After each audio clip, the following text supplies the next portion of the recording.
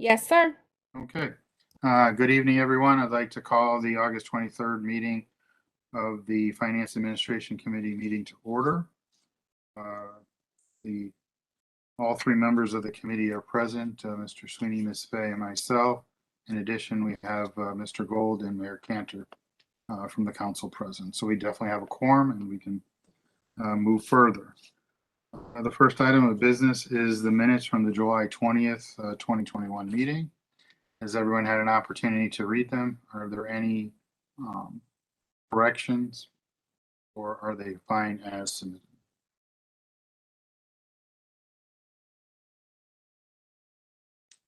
Seeing no objection, we'll accept them as presented. Moving on to 2B, the proposed amendments to fiscal year 2021-22 capital non-recurring expenditure fund budget. Mr. Hart. Thank you, Mr. Chairman. Good evening, councilors. Good to see you online this evening. Matt Hart, Town Manager. I have a few opening remarks, and then through you, Deputy Mayor, would turn to Mr. Privatera. So council will recall during the last budget adoption cycle, when we were adopting the budget for the new fiscal year, we presented a very lean CRNE budget, in part because we did not know how revenues and expenditures would shake out at the end of the last fiscal year. And our thinking was that we might be able to realize some savings through the spending freeze that we initiated last year. Maybe we would realize some additional revenues. Perhaps we might even recommend using some rescue plan monies for CRNE, capital non-recurring expenditure fund purchases. Very pleased to report this evening that revenues did come in better than expected. I think we talked about that at your last committee meeting. We also realized some significant savings on the expenditure side through the spending freeze that we are implementing. So we are recommending that the town council at one of its September meetings approve a list of CRNE projects. Most of them are equipment related, and that we would be able to fund this without using rescue plan monies, which we think is great and a tribute to our prudent financial management over the course of the previous year. So I would now ask you to call on Mr. Privatera, Deputy Mayor. Thank you, Mr. Hart. Mr. Privatera. Thank you, Deputy Mayor. Pete Privatera, Director of Finance. You all have the CRNE list in front of you. Just a brief overview. At the end of the fiscal year, we're projecting roughly a $2.5 million surplus in CRNE. Now, if you recall, 1.5 million of that is the funds that we put in last year with the assumption that we were going to put that money back into fund balance to maintain a 9.1% fund balance. As Town Manager Hart stated, we've had a very good year, and I can get into that when I go through my report, but it appears now that we will not need to put that into fund balance, and we can use it for CRNE. So the town manager and I have had many meetings with the department directors. We've gone through their request. Obviously, this does not represent everything that they asked for, but this represents a list of equipment and vehicles that we felt were necessary or needed. And given the fact that we have some CRNE funds available, we thought now would be a good time to utilize those funds. So, for the most part, police, they're looking for additional vehicles. Fire, they're looking for a couple of vehicles and equipment. IT is looking for some hardware and some town surveillance equipment. The Board of Ed is looking for some security cameras. There's a wide variety. We have town building improvements from facilities. Those are building improvements that do not meet the threshold of a capital expenditure in which we would bond for. And we have some money in there for energy conservation, which we would, I think you all are aware that we've been very successful with our energy conservation program. And during a conversation I was having today with Catherine Deviney, our energy analyst, if you recall, about 5 or 6 years ago, we had a significant capital outlay that we used for streetlight conversion, retrofitting of lights in the parking lots in some of the schools. Technology changes so quickly that there's always a better light bulb. So we're still looking in ways to save money. One thing I want to mention as well, I mean, if all these are approved, we'd have roughly $600,000+. There is one item on here that that we will be removing from the list due to a misunderstanding on my part. I believe it's the backup disaster recovery system hardware. As it turned out, that is not hardware, that is software, and it's not appropriate to charge at the CRNE. So that will be coming off this list. Everything else will remain on the list. I did want to point out as well that when the current year adopted budget was approved for CRNE, we did include $350,000 as a general fund contribution to CRNE for the first installment of police body cameras. One of the recommendations I believe the town manager will be making is to use ARPA funds for body cameras. If that happens, then we will not have to use that $350,000 for a CRNE contribution. So I'd be happy to answer any questions you might have on any individual items that are on the list. Thank you. Thank you, Mr. Privatera. These were posted later this afternoon, I mean, with the adjustments that Mr. Privatera just outlined for the various departments and programs. Does anybody have any questions with respect to any of the specific expenditures outlined in the listing?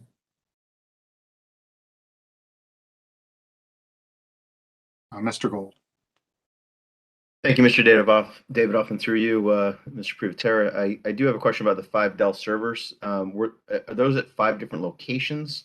And do you know whether or not the IT department has indicated whether or not that can be something that can be, I guess, collaborated together into one cloud-based system rather than having hardware on sites? Certainly, Pete Privatera, Finance Director. Actually, the original request was for 10 servers.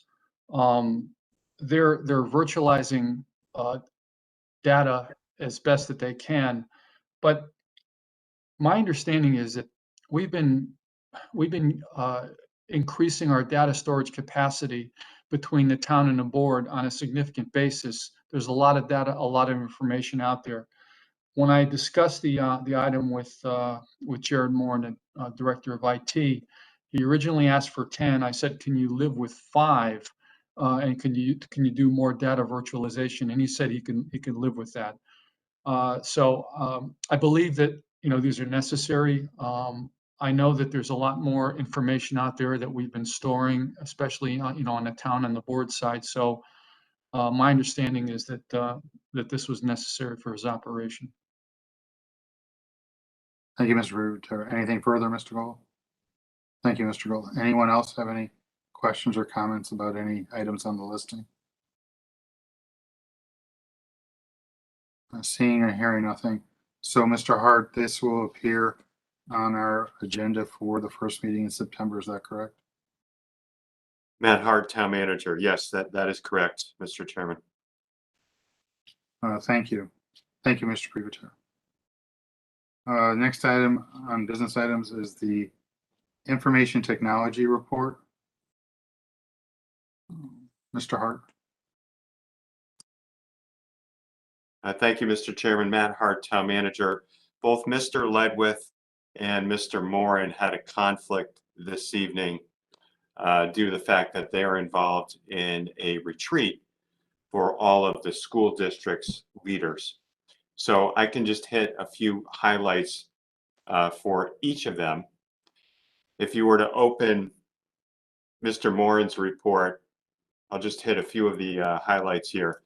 something we've been working on over the past summer, and I'm sure many of you are familiar with through your own business operations, is multi-factor authentication.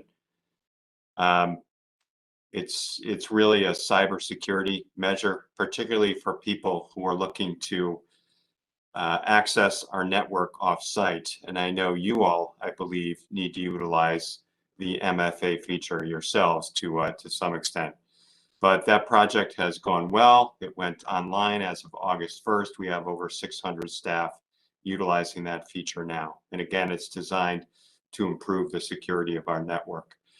Also, the department implemented a new help desk system. They have a lot of activity in that regard, as you can imagine.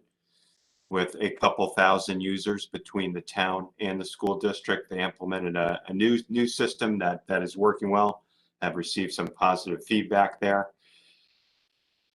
Another thing we've talked about in this committee, and I think elsewhere, I know it's very important to the mayor and other council members, is how can we expand outdoor wireless capacity in our public spaces, our parks, in town center, in Blueback Square, etc.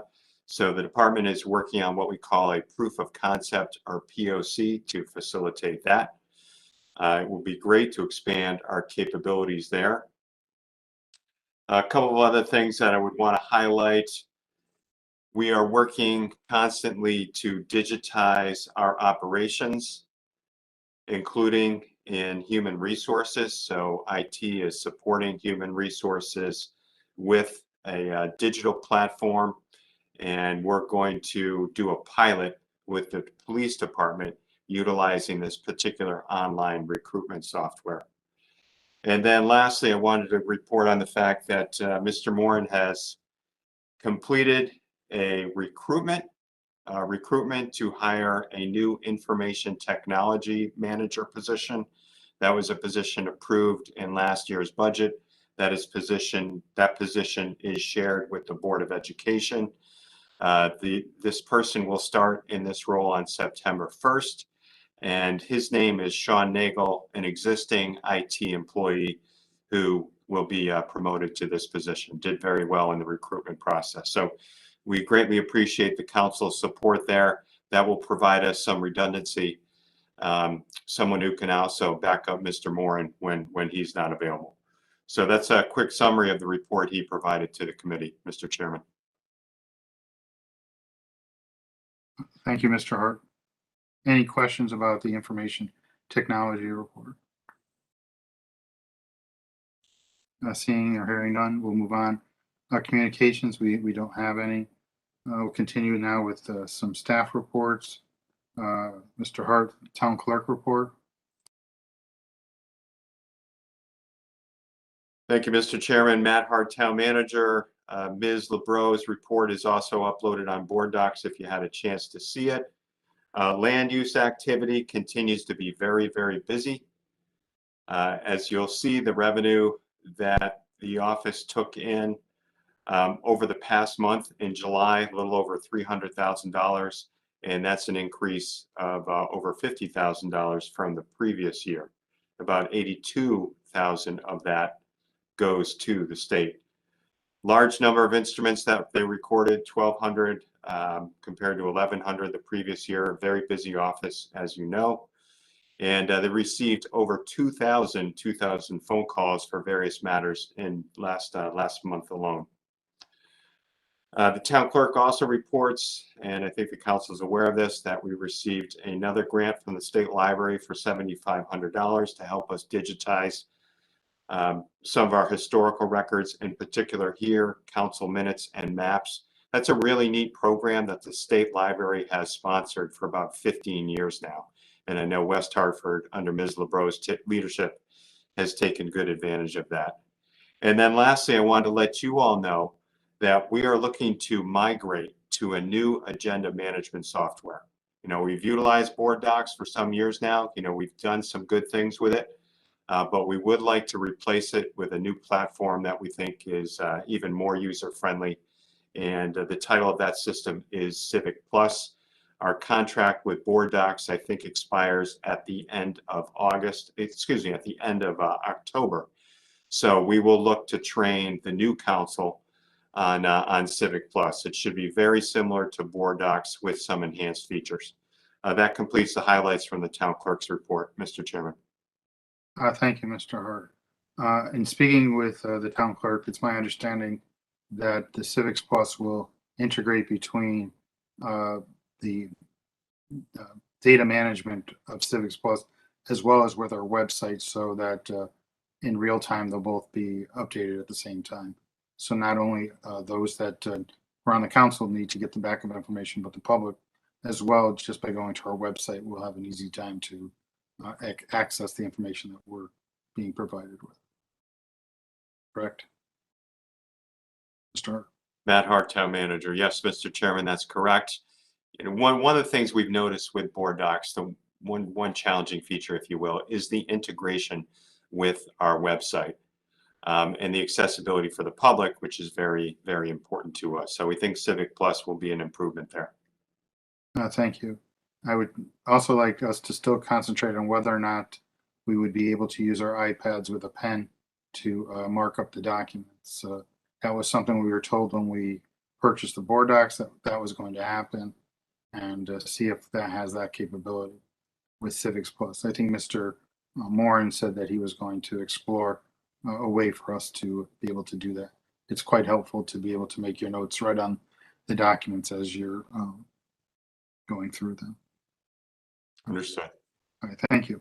Next item is the Human Resources Report, and as you mentioned, Mr. Hart, Mr. Ledwith is at a school board retreat, so I guess you'll be presenting his report. Yes, Matt Hart, Town Manager, and Mr. Ledwith's report is loaded as well. If committee members have had time to look at it. Been a busy summer with respect to recruitments, and the vast majority of the positions they've filled or are for retirements, people who have retired or moved on to other organizations. And as is true in most years, the bulk of the activity has been public safety related on the recruitment side. As you can see, we've had 9 vacancies for police officer at the patrol ranks. And we've had several firefighters as well. You'll see a few public works employees in the mix, a heavy equipment mechanic as an example. Our fire mechanic, interestingly, is moving from the mechanic slot to become a firefighter. You know, we wish him all the well. We wish him certainly well in that new endeavor, but he's a great mechanic and we hate to lose him there. But we understand that was an opportunity for him. So we'll be looking to fill that position as well. And then a civil engineer 2, that's open right now. The Director of Library Services, as you know, Carol Waxman has been filling as interim for over the past year, has done a fabulous job. The library board has just reopened that search again. So that search is open right now as well. Moving on from recruitment activity, Mr. Ledwith has a note about workers' compensation. As the council may recall, we are self-insured for workers' compensation as well as several of our liability insurances. We do have an umbrella policy to cover us for catastrophic claims. We have gone out to bid there, and we renewed with the company Safety National at a competitive rate.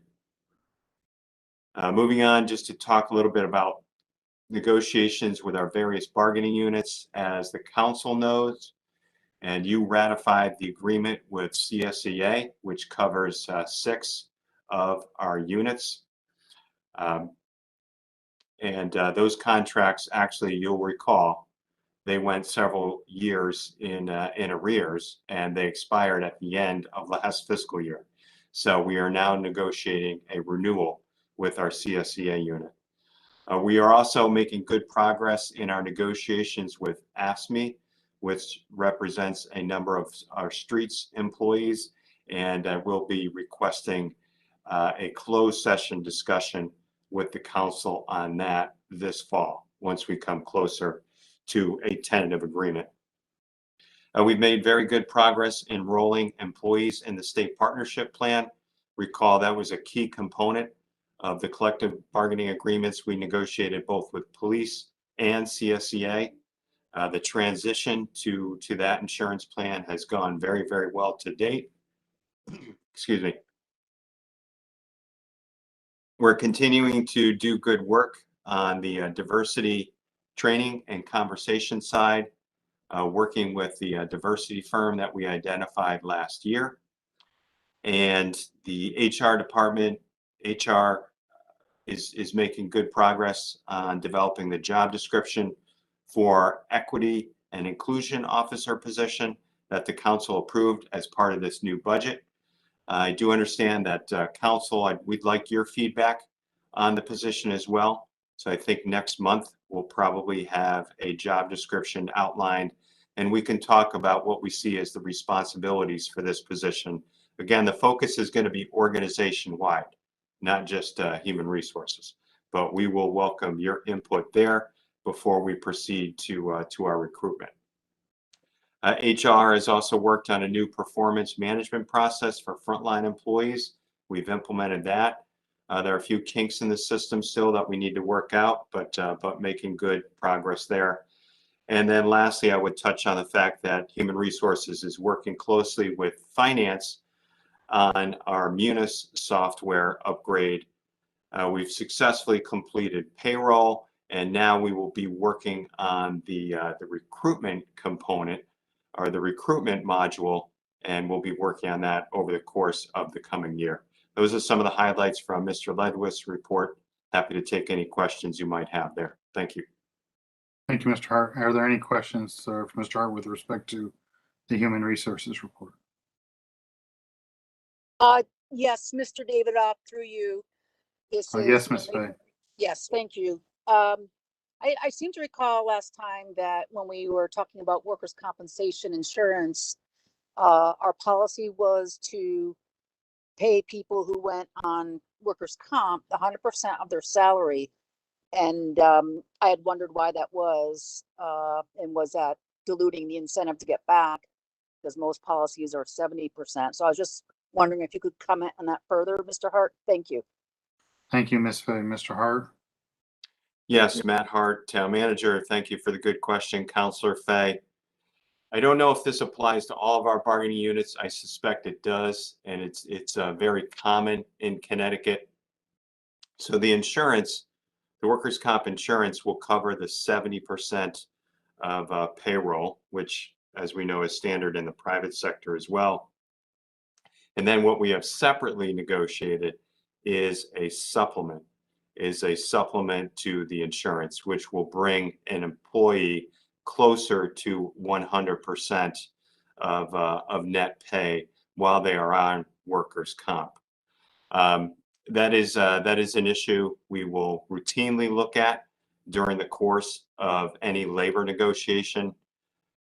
Based on my experience, that practice generally makes sense for a short-term workers' compensation absence.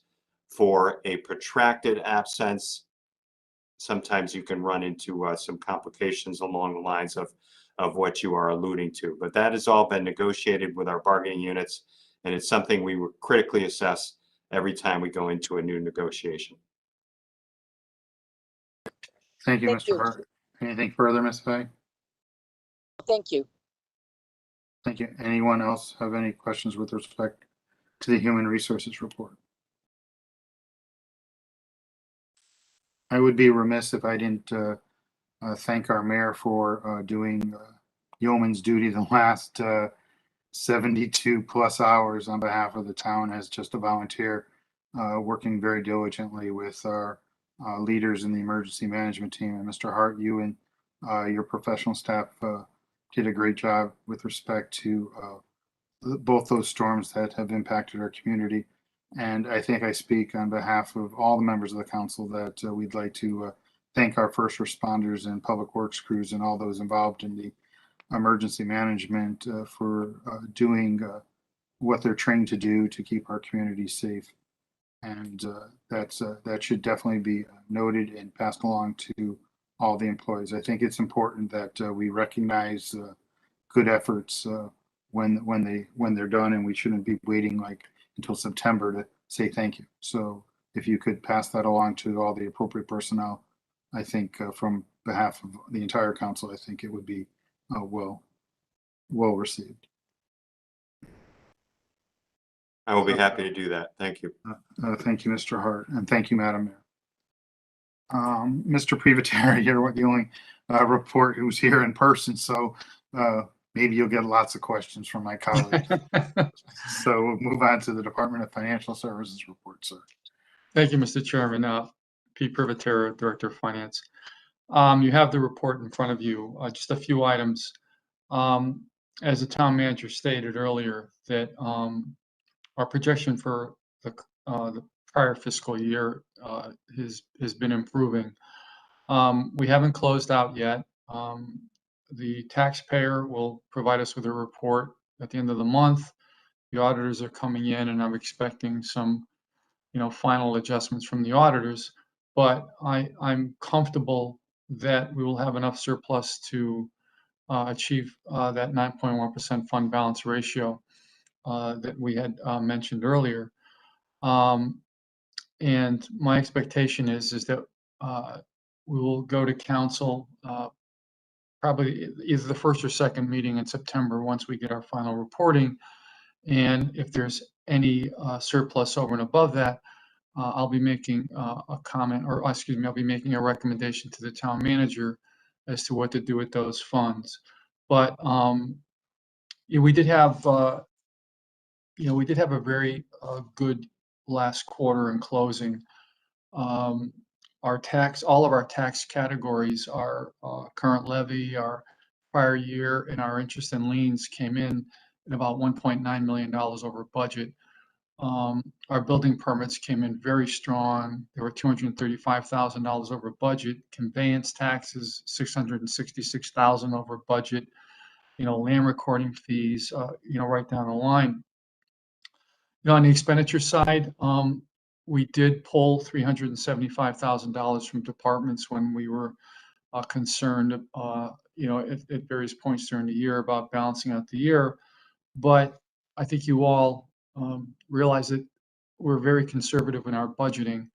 And when we finally close out the year, we did pick up a significant amount of money from departments as surplus at the end of the year, even from the fire department.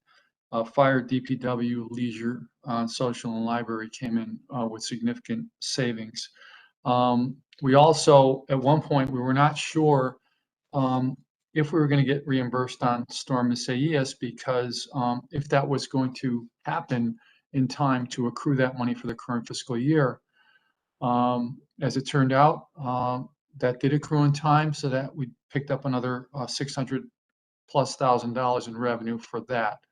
So, all in all, I'm not expecting any significant surprises at the end of the year. I'm not expecting any large auditors adjustments. I think we're going to be fine, and I think I'll probably be recommending to the town manager what to do with some additional surplus on top of that while we maintain our fund balance ratio at 9.1%.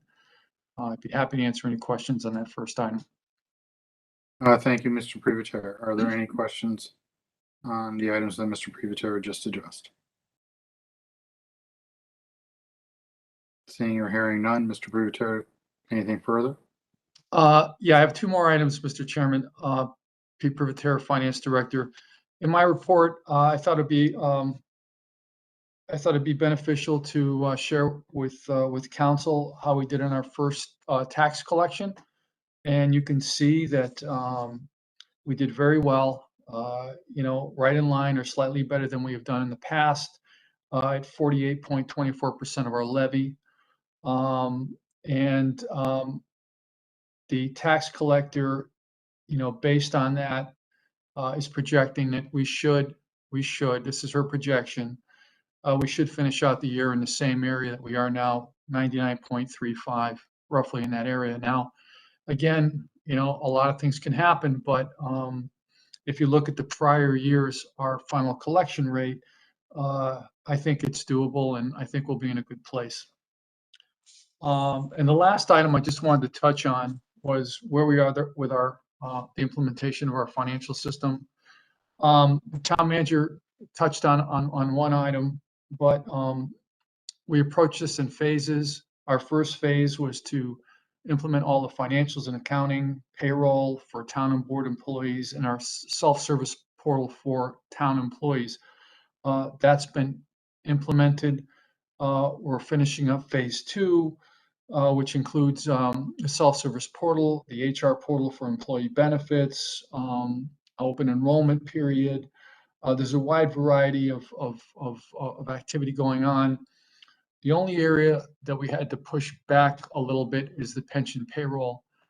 And we had to push that back only because with the recent settlement of all of the contracts, our two-person HR department was buried in calculating retro payments and updating all the salary tables.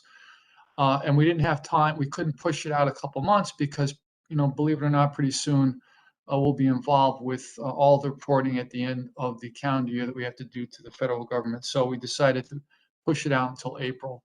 In the last phase, starting right when we're completed with that, is we're going to be working with the Board of Ed for their HR accrual, their EEO reporting, and onboarding as well. By onboarding, I mean when HR hires new employees, rather than sending them forms to fill out, they're going to be able to do everything online. And our ultimate goal is to get rid of as much paper as possible. So hopefully a year from now, a lot of the forms that we're using will not be, the town manager asked me today, when can I approve filling positions online? And hopefully that'll happen within a year or so. So we're in a good spot with this project as well. Thank you. Thank you, Mr. Privatera. Does anyone have any questions about the tax collection rate or the transition to a paperless way of operating? Seeing or hearing none. Thank you, Mr. Privatera. Mr. Manager, your report at this point. Thank you, Mr. Chairman. Matt Hart, Town Manager. I have just a couple of items. As the Town Council, as the committee is well aware, late last week, we implemented a universal indoor mask mandate for the town of West Hartford. Did that in concert with our public health and safety officials, consulted with our executive policy group, which includes the mayor and many others as well. We had been leading our community up to this decision based on previous communications we had issued. And actually a number of towns in the capital region have now taken that step in an effort to control and limit community spread of COVID-19 with the Delta variant just continues, as you know. And I appreciate your kind remarks regarding staff's response to storms Fred and Henri. It's been quite a hectic several days there. The first one, Storm Fred, caught us a little bit by surprise. As you know, I was communicating with the council to that effect. Rainfall much greater than expected. We were expecting a couple of inches, and I think we received 5 inches over the span of 3 hours, a 200-year event here in West Hartford. So our system was certainly overwhelmed. Yesterday's storm, we certainly saw some impacts. Fortunately, we did not see the power outages, the widespread power outages that we had anticipated, but we still had roughly 400 customers in West Hartford without power at some point in time with several downed trees. And then today we've had heavy rainfall yet again today. I'm hearing reports, I don't have numbers yet, of a number of additional flooded basements, etc. I think we all know how important our stormwater projects are, and events like these really emphasize how essential they are. But I want to thank the council for your support, the mayor for her direct involvement, and really our staff, I think, as you said, Mr. Chairman, did a tremendous job responding to both of these storm events. And they're still out there now, you know, responding to the recent rainfall. So kudos to them, and I will pass on your kind remarks. And then just one other item, wanted to talk about our work on the American Rescue Plan funding. As you know, have been working with staff over a few months now to develop a good proposal for the committee and the council's consideration. We plan to have that in September. We will have a variety of projects that will be designed to promote sustainability, diversity, equity, and inclusion, and accessibility. Infrastructure will be another significant category, especially given the remarks I just had regarding the importance of stormwater. Public health and safety, you'll see some number of projects designed to promote that.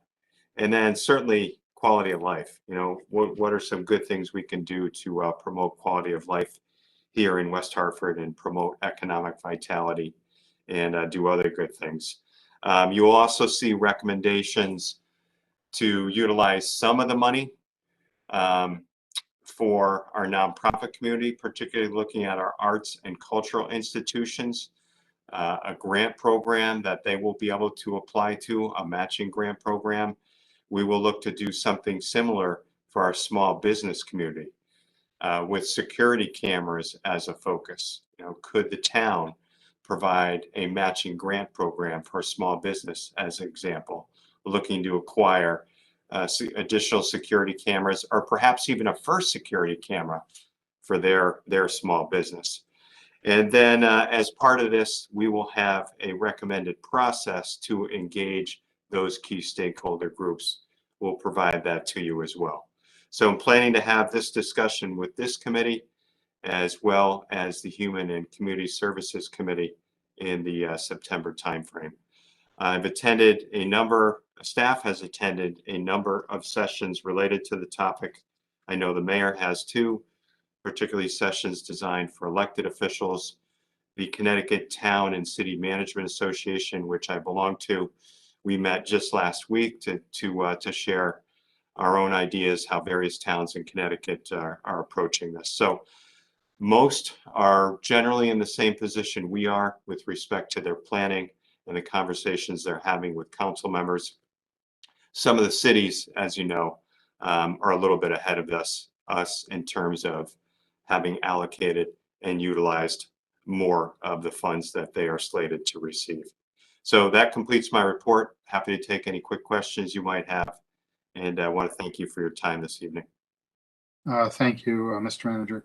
Would it be possible for you to clarify the mask mandate for indoor spaces for our business community? I'd be happy to do that, and just sent out some additional guidance to that effect just today. As we were receiving questions from members, particularly members of the business community, because there is a section of the order that refers to a public place. So does a public place necessarily apply to a private business? Yes, it certainly does so. So let me just elaborate. And council, you all should have received a copy of my letter, which went out this afternoon as well. Again, in an effort to control community spread here, we're interpreting a public space as broadly as possible. And what that would include at a minimum is any indoor area, whether it's privately or publicly owned. So any indoor area in a business, in a public building, in something owned by a nonprofit, where the public has access, either by right, like in a public building, or by invitation. They're in a business, they're in a restaurant, etc. At the businesses at the invitation of that business. It's also applicable to any indoor place with one or more workers. So that's what we're getting at with respect to the application of this universal mandate. It's indoors only. It does not include an outdoor environment. Also, it does not preclude dining. It does not apply to someone who is eating or drinking. And then everyone under the age of 2 is exempt from the order, as well as persons with some sort of physical condition that makes wearing a mask problematic for them. So again, it's universal across the town of West Hartford, applies to businesses, the nonprofit community, as well as all of our public buildings. Thank you, Mr. Hart, for clarifying. Mr. Sweeney. Thank you, Mr. Hart, for the clarification. I know that we had a lot of communication going out from the town with the storm pending, and this announcement going out on Friday, so I can understand why some businesses are not aware of this. But I did notice a bunch of businesses not aware of this going on. So just to be clear, this is all businesses in the town of West Hartford that are indoors, and anyone basically who is at a restaurant that is over the age of 2 that is not eating or drinking. Is that right? Mr. Hart. Matt Hart, Town Manager. Yes, thank you, Councilor Sweeney. And I'm sorry, I forgot one important exemption. That includes our own individual homes. So there is the mask mandate does not apply to our individual homes, although we encourage folks still, if you have a gathering at your home with people that you don't live with, it's probably a prudent idea to mask, especially if it's folks you haven't seen in a good long time. But that's your own individual determination there. So there are a handful of offices that are responsible for enforcement here. The health district is taking the lead with all businesses that they regulate, and those include food establishments. The police department is helping out, as is zoning. We've already received a few inquiries about fitness facilities, so zoning has taken the lead to go out and visit those facilities.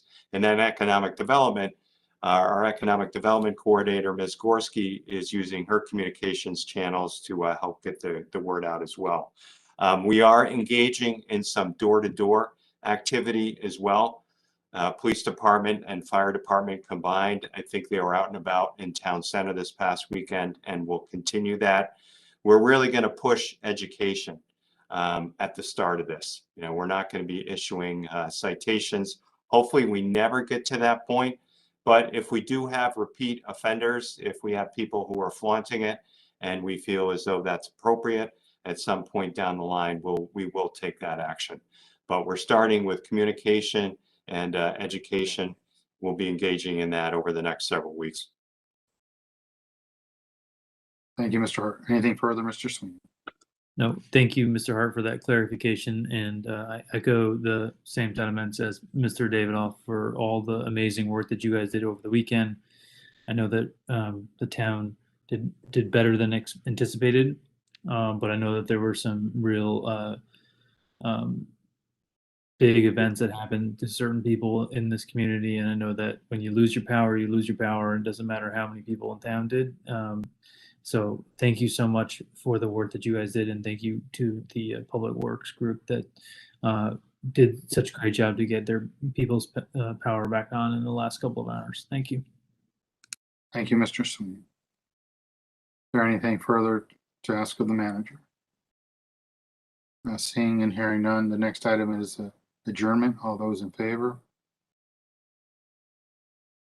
Anyone opposed? I see none. We stand adjourned. Thank you, everyone, for their time this evening. Be safe. Enjoy the next few weeks before we meet again. Thank you very much.